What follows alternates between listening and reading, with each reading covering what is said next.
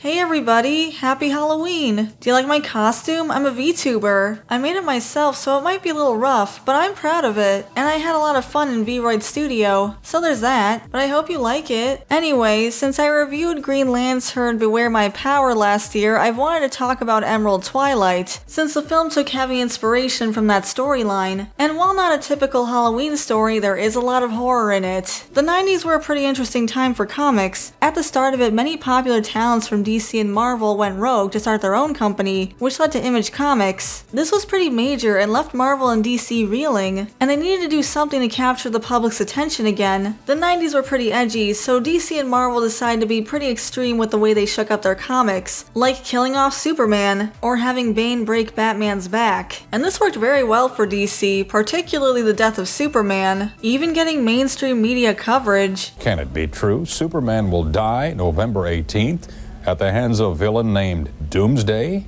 After 54 years, DC Comics has decided to kill off Superman. People who didn't even read comics cared, and soon it was Green Lantern's turn to get hit with the edge stick. Hal Jordan was introduced in 1959, and while he wasn't the first Green Lantern or the only Green Lantern during his time, he was the face of it. But sales in the early 90s were slumping, so they decided to shake things up. They decided to retire Hal as Green Lantern and have him replaced with a new character for a new generation. So they came up with a storyline where Hal discovers that the Guardians of Oa were responsible for Hal's father's death in his childhood, which they did to mold Hal to become the greatest Green Lantern ever. This would end with Hal being so upset about this revelation that he leaves the Green Lanterns to become a new superhero, the Protector, so Earth would need a new Green Lantern, and DC could introduce a new character that might be able to sell better. There was more to the story, but that's the gist of it. It's pretty weird and makes the Guardians look like Amanda Waller. But the story was far enough into production that DC started advertising it, only for editorial to change their minds at the last minute and decide to go in a completely different direction. So this totally blindsided the fans, which editorial might have thought was a good thing. They are going for shock value after all. Except the story they came up with was so controversial that it ended up haunting DC for decades, to the point where they were forced to retcon the entire thing years later. So that's where we are now, Emerald Twilight. At this point, Hal had been through a lot. His hometown of Coast City was completely destroyed, killing millions of people due to the fallout of the death of Superman. He's able to take down the villain responsible for it, and despite his grief, he's able to lean on his friends and loved ones, and it seems like he's doing okay. The thing is, Emerald Twilight brings in a new writer, Marz, who was given the book after editorial decided to change directions, and it doesn't seem like he's taking into consideration what came before other than Coast City being destroyed. In the opening of Emerald Twilight, Hal is kneeling in the rubble of Coast City, and the narration tells us that Hal is completely lost without it. So it's pretty jarring if you're just reading this comic issue by issue. It kind of feels like the last issue didn't even happen. This is issue 48, and it's all just kind of sprung on us. I think this could have worked with the right execution, having the hero who's trying to hold it together after this terrible tragedy, only for things to unravel and fall apart, and they could have still kept Hal sympathetic. Instead they went full-on character assassination. He uses his ring to recreate the city, so it looks basically the same except everything is green. He talks to some of the people that he lost in the city, and also his dad who had died years before, but these are all constructs that he created with his ring, so once the ring runs out of juice, it all disappears. One of the Guardians appear as a projection, and tell Hal he's misusing his ring, which while being true is probably not the best way to handle this situation. They should probably get Oliver and Carol, but instead he demands the ring back. Surprisingly, Hal doesn't take this well, and he absorbs the projection to power his ring. Where's his power battery though? Hal's plan is to use the energy he got from this one projection to go all the way to Oa, and wreak havoc when he gets there. So we finally reached Hal's supervillain origin story, and they did it in the most jarring way possible. They're making him look like the Joker. What is this face he's making? He's having a mental breakdown from all the grief he's suffered, which is pretty understandable, except they make him look giddy over the thought of murdering a bunch of people. Absolutely none of this was set up properly. We went from Hal saying that it's good to move forward to him turning into a genocidal maniac. They could have at least included a line in the opening narration saying that Hal had tried to move past this grief, but it was ultimately too much of a struggle, even though he's Green Lantern and his entire power source comes from his own will. But it would have been something. Ron Marz said he would have liked to have 6 issues instead of the 3 he got, but he also said that nothing would have changed, so why drag it out? Might as well get it over with. But even one line of narration could have at least helped. Also, he admitted to writing part of issue 48 at a concert, claiming the deadlines were just that tight. You know, you could have just skipped the concert, right? But just like that, Hal's evil now, and he goes flying into space and kills every Green Lantern he comes across, despite not having a fully charged ring. But he just steals all of their rings, which apparently gives him a power-up, despite the fact that that's not how Green Lantern rings work. It feels like he's only winning because the plot demands it. He was literally able to kill 2 Green Lanterns when his ring was barely charged. He should have died in deep space. Instead, he makes it to Oa where he's confronted by Kilowog. Okay, maybe having a friend will be able to talk him down. No, he just attacks him too. Awesome. No one wants to see their hero reduced to this. Anyway, the Guardians panic, so they release Sinestro, Hal's former mentor and greatest villain, so you know things are dire, and he kills him. And then Kilowog tries to confront him again, only for Hal to reduce him to a smoldering skeleton.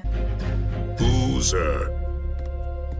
Right. With the Guardians out of options, they give all their energy to one Guardian named Ganthet and create one final Green Lantern ring. Hal walks unimpeded into the central battery and destroys everything, including the Guardians and all of Oa. He emerges calling himself Parallax, rejects everything Green Lantern, and flies off into space. Complete and total character assassination. Emerald Twilight is just too over the top and contrived. Hal took out Mongol, who was responsible for destroying Coast City, and he had a support system to lean on, but instead of believably having the hero fall to the dark side, they just took a sharp left turn right off the road. Hal didn't deserve this, and neither did DC's readers. With Hal out of the way, DC wanted a new Green Lantern, so they gave Ron Marz free reign to do whatever he wanted, and he decided to create a new character named Kyle Rayner, who was meant to be relatable and average. I think the concept is pretty good. Hal was the man without fear, the strongest will in the DC universe, and specifically chosen for that willpower, but I don't really care for the way they executed Kyle Rayner, especially in the early issues with him. He got better over time, but man were these early issues rough. First of all, the tonal whiplash between Emerald Twilight and what followed was ridiculous, to the point where I think that this series probably should have ended and they just start over with a new book for Kyle. I know nowadays they always start over with issue 1, but I think it would have actually made sense here. We're following a totally new character, with a totally new story, and basically a new mythos for Green Lantern. Starting at issue 1 would have helped give a separation between the slaughter of Emerald Twilight and the himbo thing they're trying to do with Kyle. Since Ganthet was given all the energy, he survives the blast, and then goes to Earth because that's where all the DC readers are. He goes up to literally the first person he sees, which happens to be Kyle, says you'll have to do while giving him the ring, and then he disappears. The last of the Guardians. Gone. So this is Kyle. He's a freelance artist, and he is here now. Okay, so Kyle's kind of a polarizing figure in the Green Lantern mythos. I think Sasha from Casually Comics said it best. Kyle is interesting to me because he has gone through a lot of phases of public perception. There have been waves of how people feel about him. From he doesn't even go here, hashtag not my Green Lantern, to having a very passionate defense squad of people who feel that he's underappreciated. Guess which camp I'm in. Okay, so imagine you've had this friend who you've known and loved for years, but suddenly they pass away, in a way that's very unexpected and tragic. Of course that would be very shocking, and everyone is mourning, but then his job needed to be filled, so they got this kid, who's not really qualified for the job, but he's the boss's son, and he was available on short notice. And he's constantly celebrating his new position, even though the funeral hasn't taken place yet. That's basically how I see Kyle. The The entire Green Lantern Corps was killed off just so this guy can be the one and only Green Lantern, but right now I really don't vibe with him. So Kyle has no idea what's going on. He doesn't even recognize Green Lantern, which is weird since GL isn't exactly an obscure hero. All he knows is that he has superpowers now. The first thing he does is go to his ex-girlfriend's house in an attempt to win her back. This is Alex, don't get attached to her. So Alex broke up with Kyle because she thought he was too immature and couldn't deal with his antics anymore. I've known him for like 3 pages and I completely agree. So Kyle's whole thing is that he's supposed to be relatable, basically the average DC fan. The problem is he's not on the same page as the DC fans emotionally. Everybody right now is upset about Emerald Twilight. Meanwhile, Kyle's over here showing off to his ex going, "Isn't this cool?" Like I said, tonal whiplash. Alex has to tell him that he's wearing Green Lantern's suit and that's his ring. So she's more tuned in than he is, and she's worried that he can't handle this kind of responsibility, and he's admittedly not making the best case for himself, but he has a plan. She's a photographer for the LA Examiner, and he says that he can be a hero while she takes pictures of him, like Peter Parker to Spider-Man, except 2 different characters. There's a reason why Kyle gets compared to Peter a lot, but we'll get to that canon event. But he says this could be their big break, for them to finally get out of here and make something of themselves, go to New York like she always wanted. And after thinking about it, she does agree, albeit not very enthusiastically. Where Kyle is brash, impulsive, and immature, Alex is smart, competent, and mature, and she basically has to kick him into gear. She advises him on how to choose his battles, tells him to change his suit to be more him instead of just wearing Hal's, and stops him from making a fool of himself in front of the press. She's pretty much everything he needs right now, and there's a lot of potential for both of these characters to go in. Maybe in time, Kyle Rayner can be worthy of being Hal Jordan's successor, and this could work. It all just depends on the execution, and she's dead. She's dead, they killed her. It's been 4 issues since Emerald Twilight.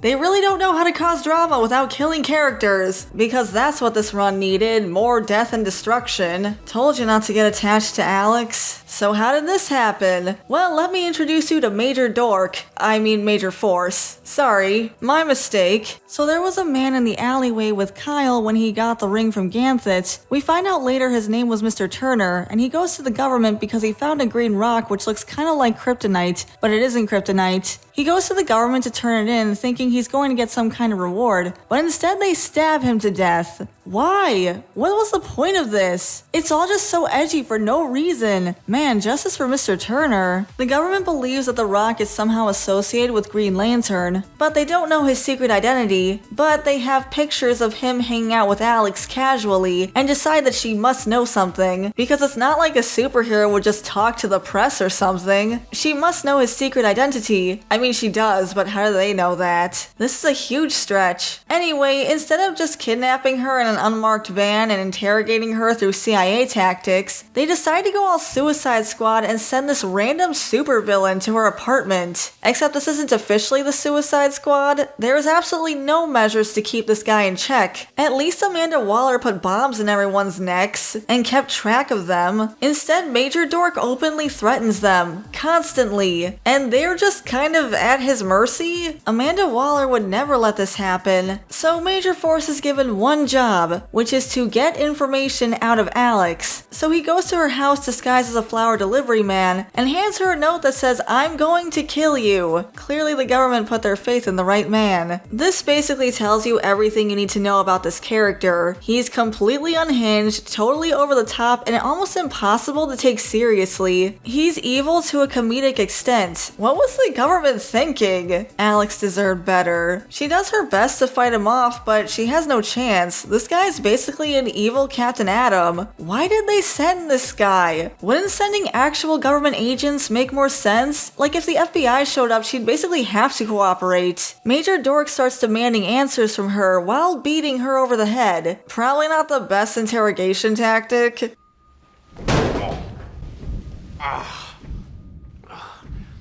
Never start with the head. The victim gets all fuzzy. Then he starts strangling her. Again, great interrogation tactic. They could have just sent an FBI agent to say, hey, you're a photojournalist who's spoken to Green Lantern. Do you know anything about this green rock? Or where Green Lantern is so we can ask him about the rock? Instead, they send a psychotic supervillain after a normal woman who decides before he's asked any questions that he's going to kill her. It's so stupid. He says if she doesn't cooperate, he'll kill her, but he already gave her a note saying he would do so. Alex isn't stupid. In fact, she's one of the only smart characters in these issues. So he kills her. And then to add insult to injury, he looks at the fridge and goes, I'm hungry. It's so over the top and ridiculous. So Kyle comes home and finds a note that says to look in the fridge. And it's signed A because Major Dork is a major drama king. I swear he just can't help himself. So we get that infamous panel of Kyle opening the fridge, revealing Alex's dead body. And it looks like he changed her clothes too. During the attack, she was wearing shorts, a t-shirt, and sneakers, but now it looks like she's wearing heels and a dress. So Major Force also changed her clothes after she died, because they didn't already prove that he was a freak. It's so overly obscene that it's stupid. I can't possibly take Major Force seriously. As far as I'm concerned, this is just Emerald Twilight 2 Electric Boogaloo.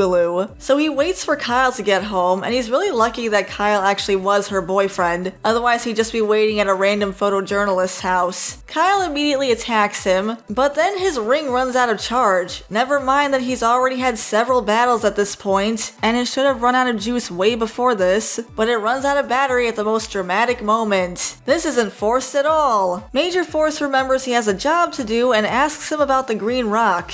All this just to ask a question about this rock. He couldn't have taken her hostage, but Major Dork isn't very smart. It turns out this green rock isn't kryptonite, and it's actually Kyle's power battery. So he's able to recharge his ring, no oath apparently. Disappointing, just like everything else we've discussed. So Kyle's back in the fight, and he's ready to kill Major Dork. Honestly, good riddance. But then the Los Angeles Special Crimes Unit shows up and points a gun at Kyle, claiming they don't know who the good guy is. The amount of disrespect to the Green Lantern name, honestly. How are there people who don't recognize Green Lantern in a Green Lantern series? Coast City being blown up was a major news story, and Green Lantern was a huge part of that. He was even one of the pallbearers at Superman's funeral. I mean, come on, people. But the writers just insist on keeping Major Force alive because they think he's on the same level as Lex Luthor or the Joker or something.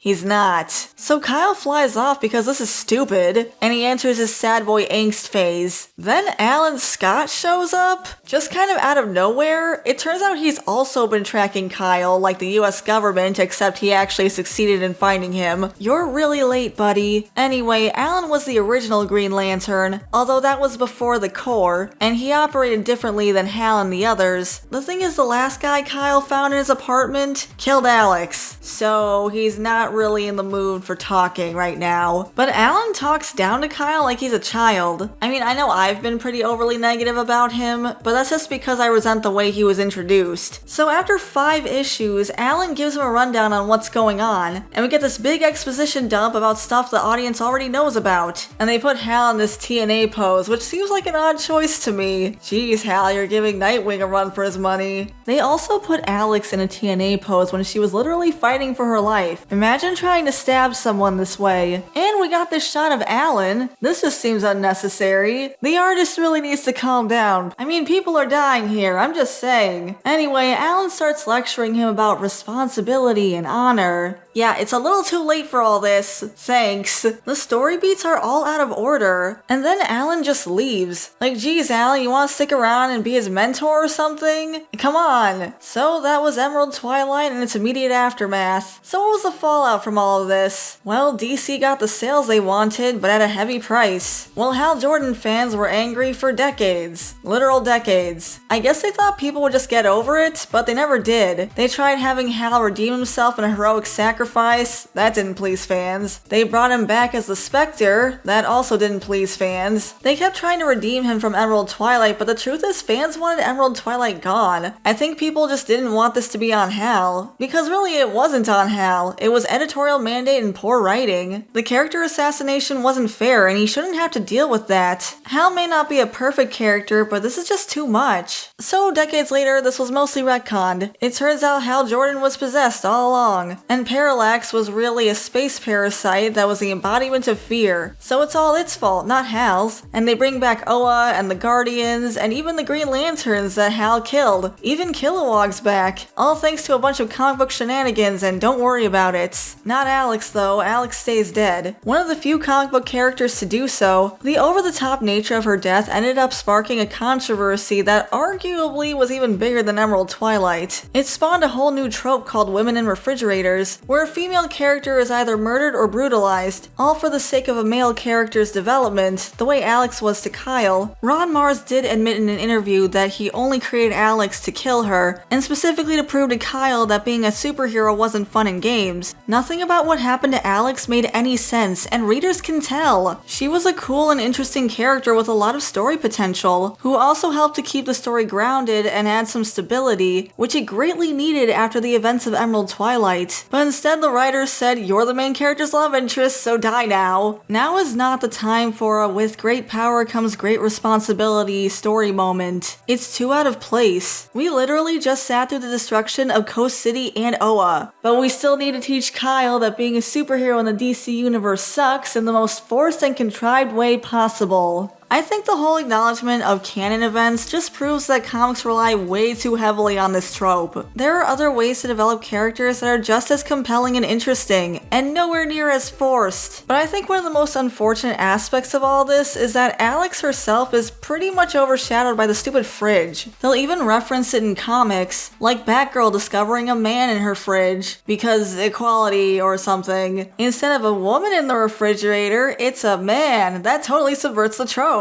What if, and just hear me out, no one was in the fridge, right? And writers not over-rely on shock value to the point where it overshadows the actual character involved? In the event Blackest Night, where a bunch of characters come back as zombie Black Lanterns, Alex shows up too, and instead of getting a cool Black Lantern suit, she comes back, you guessed it, in the fridge. There's even a stupid little magnet of the Black Lantern symbol. They then rub the trope in our faces, going into detail about how she was brutalized, how Major Dork broke every bone in her body, and then choked her out and shoved her in the fridge because he couldn't have just shot her or something. But it's okay because Kyle became a better man for it, as if they both couldn't have become better together. Given how much flack DC has gotten for the women in refrigerators trope, I'm surprised they would play into it so hard. But maybe it's not about the fridge. Maybe it's about telling competently written stories with compelling characters that don't rely only on killing characters to cause drama and keep the reader's attention. I just think Alex deserved better. Maybe it's time to put the fridge to rest and bring Alex back as a proper character. I mean, it worked out well for Gwen Stacy. She could be a lantern, and it doesn't have to be green. There's all these colors, just pick one. Just not black or red. Thank you. It would probably be good for Kyle too. It's not like he's doing anything right now, but I guess there's like 8 Green Lanterns from Earth now. Someone's gonna get left by the wayside. Emerald Twilight and everything surrounding it was such a mess. I'm glad it mostly got retconned. Seriously though, justice for Alex. But I'm sure that's enough ranting for one dark and stormy Halloween. I hope you're having a good day. Sorry this wasn't actually Halloween related, but it's horror to me. I'm glad I got to try out VTubing at least. I was kind of curious, so let me know what you think of it. Should I bring out the model again? I know it's really different from the usual thing I do, but I had fun, and I hope you did too. So let me know in the comments below. What do you think of Emerald Twilight? What do you think of Alex? What do you think of Kyle? Do you like him? Do you not like him? Yeah, just let me know in the comments. So thanks so much for watching.